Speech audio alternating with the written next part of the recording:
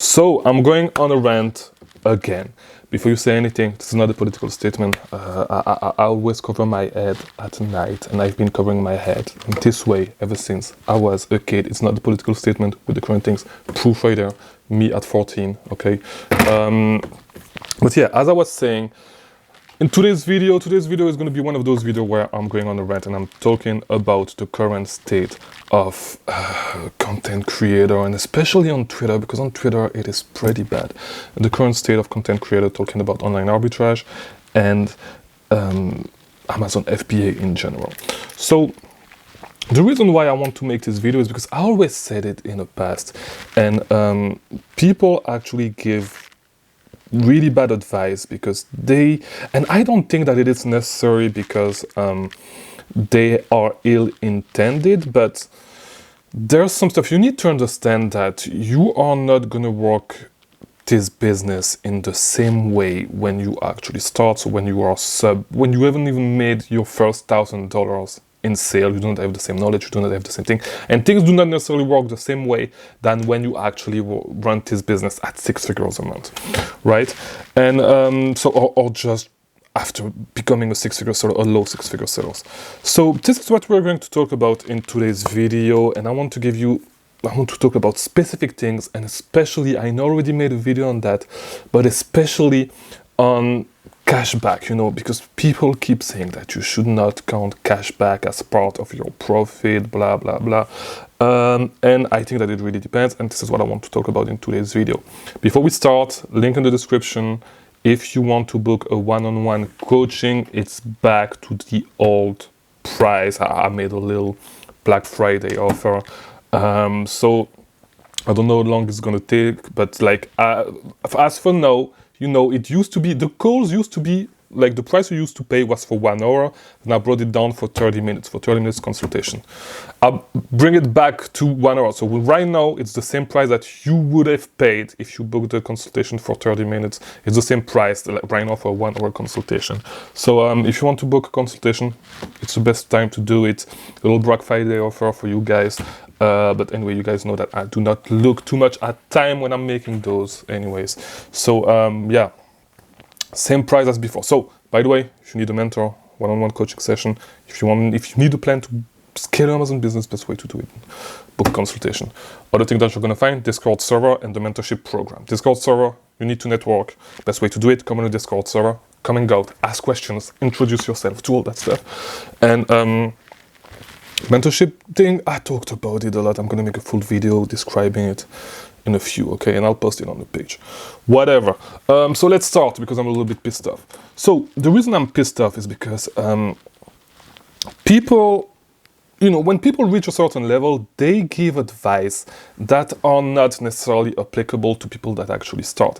And I've been saying this a lot, especially when it comes to reverse sourcing.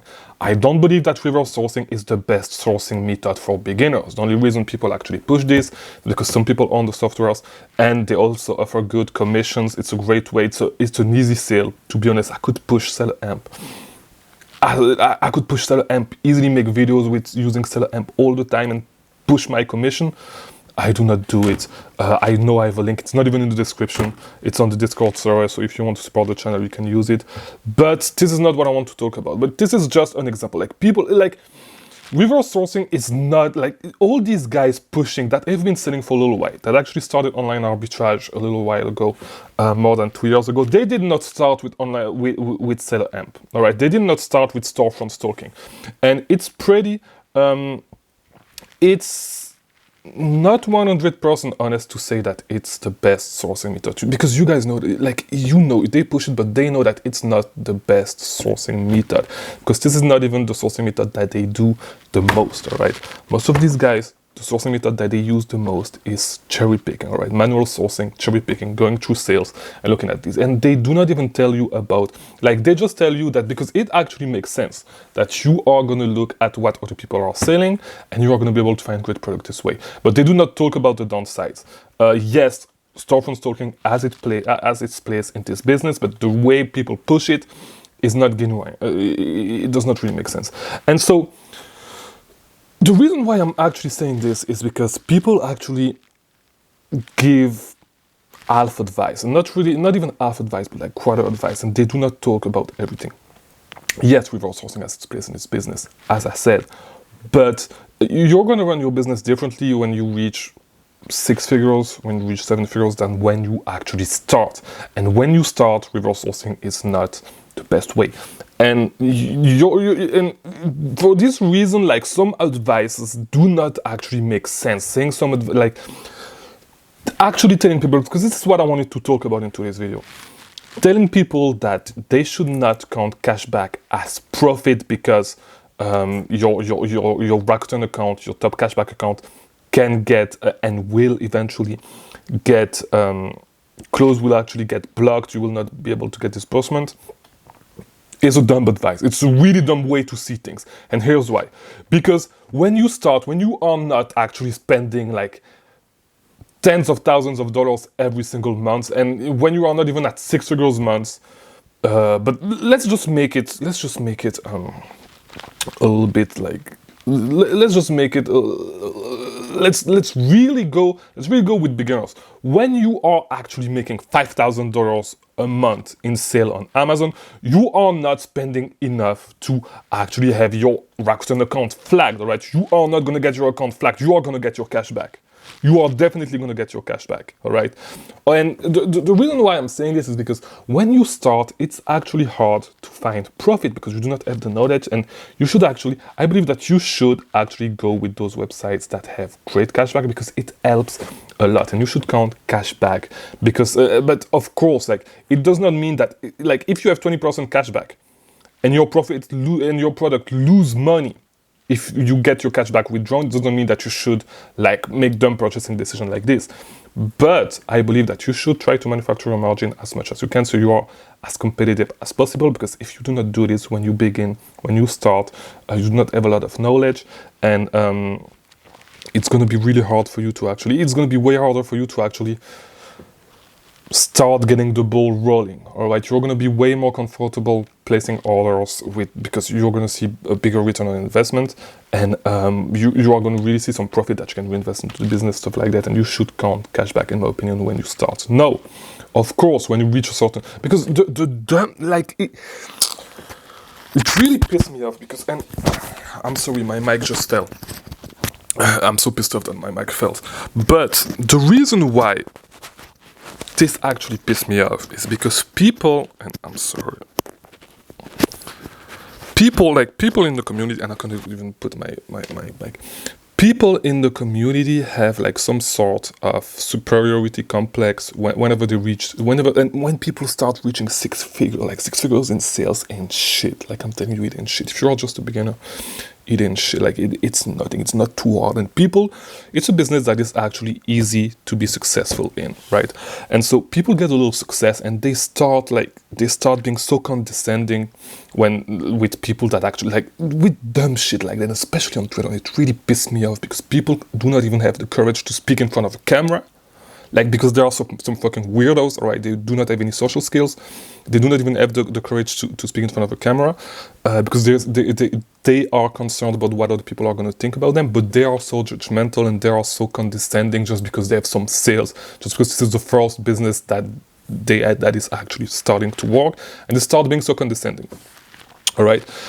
When you are a beginner, it's okay to count cashback, and even if you're a little bit more advanced, but whatever, it's okay to count cashback as part of your profit, because your Rakuten account is not going to get deactivated if you spend a few $1,000s a month. All right, I've spent $20,000 a month, $30,000 a month. Like, I've spent that amount of money in a month with Rakuten, with Top Cashback, all that stuff. My account hasn't been. So if at my level, all right, and I do not even count cashback anymore. I want to be clear with this. I do not count cashback anymore because the money that I get with the cashback is the money that I used to live. All right, this is the money that I used to live. So I just see this as a bonus. But what I'm trying to say is, even at my level, I do not get my account like banned. I do not count it because I know that it can happen, that it can start happening, especially because I'm starting to scale. But when you are not like spending a ton of money And by a ton of money, I mean like 50, 75, $100,000 a month. It's really unlikely that your cashback accounts, so Rakuten, Capital One Shopping, Top Cashback, all that stuff, that those actually get frozen. It's really unlikely. And it's really going to help you, like if you actually count cashback, it's really going to actually help you get the ball rolling. It's the same thing with people. All those people did not start, and really try to think about it. All those people that are pushing storefront stalking did not actually start with storefront stalking.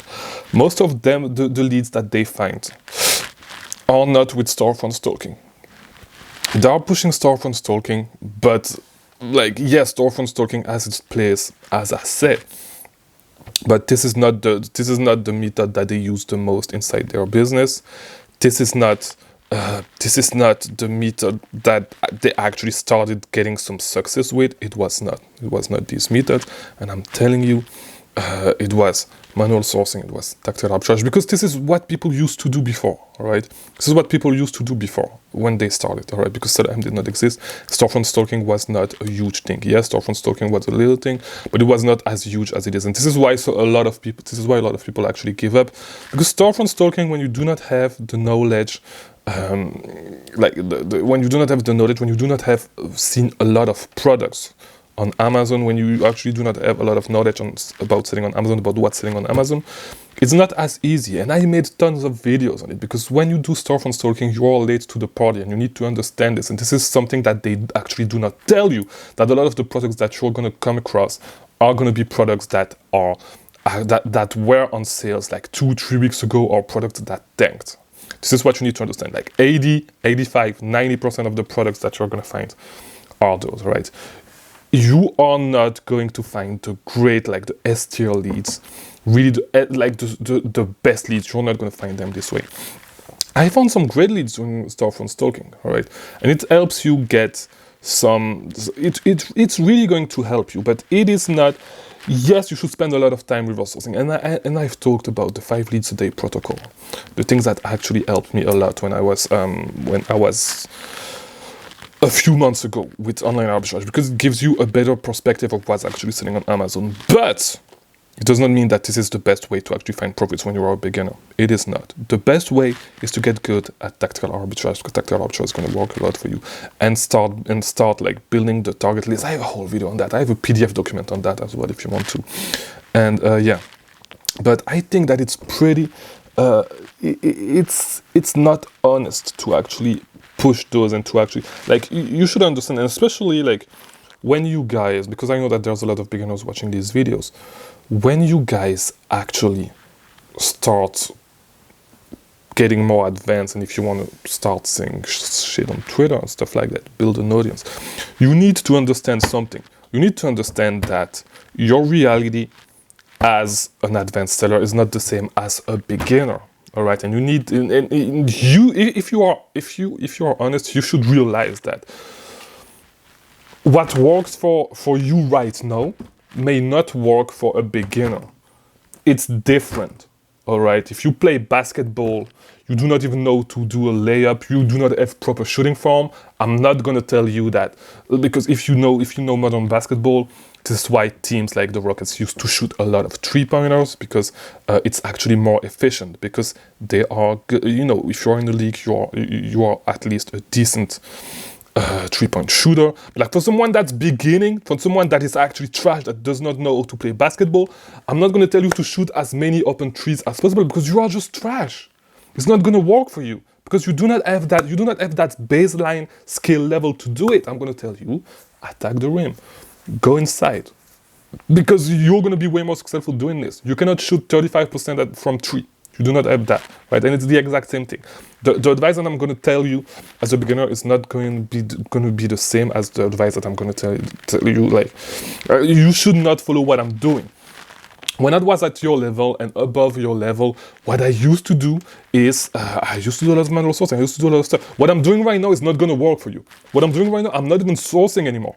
I'm almost not sourcing. And to get to that point, I had to source a lot every single day. I had to do the 5 leads a day protocol. Not only that, but like, yes, I was doing a lot of storefront stalking because I had the time to do it. But not only that, but I was doing a lot of manual sourcing every day. I was building my target list every day. I used to do all that, and I did all that for months before I was able to do what I'm doing today. If I tell you as a beginner today that you should not source, just look at what I'm doing, right? I'm gonna have a record month this month, and I haven't been working for real for like on this business for like 2 months, 3 months. I haven't done shit. And I'm not gonna lie to you, I haven't done shit. I haven't been sourcing a lot. I sourced a little. I think last time I really sourced was like probably 3 weeks ago. 4 weeks, and not even that. Like I think it was more than that. It was last month, the last time that I actually sold. Now, maybe I actually looked at some call sales manually. I think I did. But like it's the last time I sold, like not the last call sales, but the one that was before that. It's the last sale that I actually sourced manually. You cannot do this as a beginner. As a beginner, you need to source every day, you need to spend money every day. We are not at the same level. I'm trying to maximize my spend, I'm trying to maximize my time, I'm trying to work on other shit as well. But this is not going to work for you right now. I'm not going to tell you, do not source, just wait for good sales to come, and you are just only going to source those sales. Pareto principles, 80-20. It's not going to work for you. Right now, you need to go to the baseline and do these reps every single day. You need to put in the reps every single day to become good. You need to see a lot of products. You need to try a lot of products to start building that knowledge, right? To start building that experience. You cannot do what I'm doing right now because this is not going to work for you, right? This is not going to work for you as a beginner. You're gonna make a lot of mistakes. It does not make sense. Yes, eventually you need to start going deep in products. It's the exact same thing. You need to start going deep in products. Right? But as a beginner, go wide, right? I go deep because it's easier for me to pick a few ASINs and go deep on those. It's just easier for me to manage my business and to win more buy box, to make more sales. It's easier for me. For you, it does not make sense to do this. As a beginner, it does not make sense. So you need to understand that, and especially when you read what 6, 7, 8-figure sellers are telling you, all right? If you listen to what they are telling you, you need to be able to draw the line in between what they are doing right now that works for them and what you should do as a beginner, right? You need to understand that. You really need to understand that. And storefront stalking is not the thing. You need to do storefront stalking. You need to put in your reps. But this is not what's going to click for you as a beginner. This is not what's going to click for you and gonna make your business skyrocket, all right? This is not what's going to do it. You need to do watch all my sourcing videos. If you watch all my reverse sourcing videos, all my storefront stalking videos, I talk about it, all right? It's the exact same thing with cashback. Count your cashback as profit. It's going to help you get the ball rolling, all right? And and of course, it does not mean that if a product is barely profitable thanks to the cashback that you should actually buy it. No, it's a bad product. But if, like, when you start, you should not necessarily think about being profitable anyways, because you're going to make mistakes anyway. So you need to try a lot of different things, right? You need to try a lot of different products, a lot of different suppliers. And you're going to realize that some suppliers are actually going to make product tanks. Some suppliers are actually good. Some sales are good. Some sales are bad. You need to try a lot of things. You need to build that knowledge. And you can either build that, the only way you can do it is put in the reps. If you do not put in the reps, you're not going to learn. Or pay someone to actually share everything that they learned with you, all right? Or network with people. That's the only way. But of course, I'm not going to broadcast all this right there. Of course, everybody knows that Walmart I actually share some of that stuff. For example, that Ulta was tanking lately, and I haven't been sourcing Ulta. That a lot of Walmart leads tank. You actually, and some of this stuff makes sense, right? But a lot of the Walmart leads that you would find with tactical arbitrage. This is the type of stuff that you're going to learn with experience. And but does that mean that you cannot make money with Walmart? No, there's some way to make money. Same thing with Ulta. There's some way to make money. And yeah, the point of that video, the reason why I'm ranting is because you need to understand that as a beginner, you're going to run your business differently than I am doing right now. Of course, I'm sharing everything that I do right now. I shared everything that I was doing when I was more towards the beginner. I did not really make content when I was a beginner, because I did not start with online arbitrage. By the way, if you are new to the channel, you do not know. I started with private labeling, then retail arbitrage and online arbitrage. And I actually started making contents a little time after after online arbitrage start clicking for me, right? So like 2 months after that. But you know, so you can actually see, if you watch all my videos, you can actually see my progression with online arbitrage.